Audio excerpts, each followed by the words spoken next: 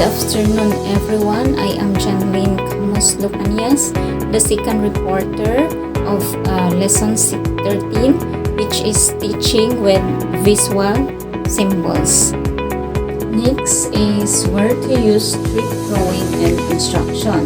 So this can serve as motivation and starter of your lesson. So meaning strip drawing are useful for visual and explaining process, sequences, or simple narratives, making learning easier, especially for visual learners. Okay, for example, you can explain the water cycle in a science lesson, or illustrating the steps of a math problem, and also telling a short historical event or demonstrating the stages of a life cycle. Okay, next is a source of strip drawing. You can see strip drawing and a newspaper, magazine, and books. Okay, let's proceed to K-12 curriculum standards and competencies. Look for appropriate strip drawing or make one. For example, imagine a strip drawing to show the process of brushing your teeth. First, grabbing a toothbrush and toothpaste. Then, ikaduha, putting toothpaste on the brush. Then next, brushing the top teeth and brushing the bottom teeth. Then rinsing your mouth. So this is a simple, effective way to show the steps of a daily routine. Okay, let's proceed to the diagrams. It is any line drawing that shows arrangement and relations as of parts to the whole, relative values, origins and development, chronological fluctuations, distribution. Okay, meaning to say diagrams are visual representations that simplify complex information using lines, shapes, and text to show relationships or explain how things work. You can see in the picture, example heredity, environmental interactions means that our genes or heredity and our surroundings or environment work together, influencing each other to shape who we are, or it's just one of the other. So, for example, a child with a genetic predisposition for musical talents, so heredity na siya, nakuha sa bata from their parents. So it will develop the talent further if they have access to music lessons, an instrument, or in the environment. Okay, talent may not develop. Understand? Okay, let's proceed to heredity, environment correlations, meaning that our genes can influence the kinds of environment we experience. For example, a passive correlations like parents with high intelligence or heredity create an intellectual stimulating home environment for their children. Okay, another example is an active correlation. A teenager with a genetic and inclination for athleticism or heredity seeks out sports team and activities or in an environment.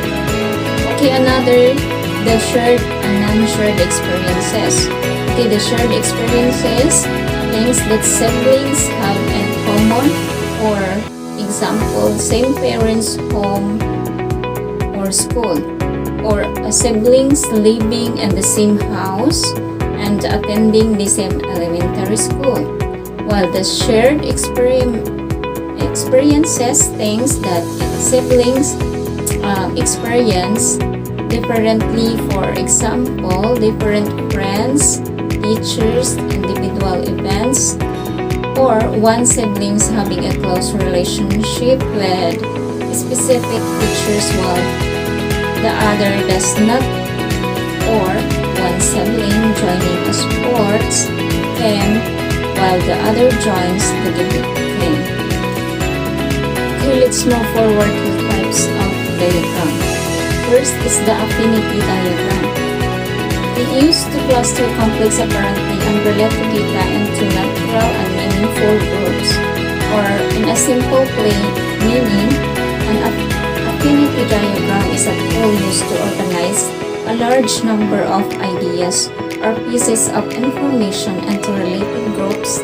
It helps find patterns and connections. So for example, take a look in the pictures. For another example, if a group is brainstorming ways to improve a school, they might write each idea on a sticky note and then group the notes into categories like classroom, improvements, extracurricular activities, and school facilities. Okay, second types of diagram is the tree diagram.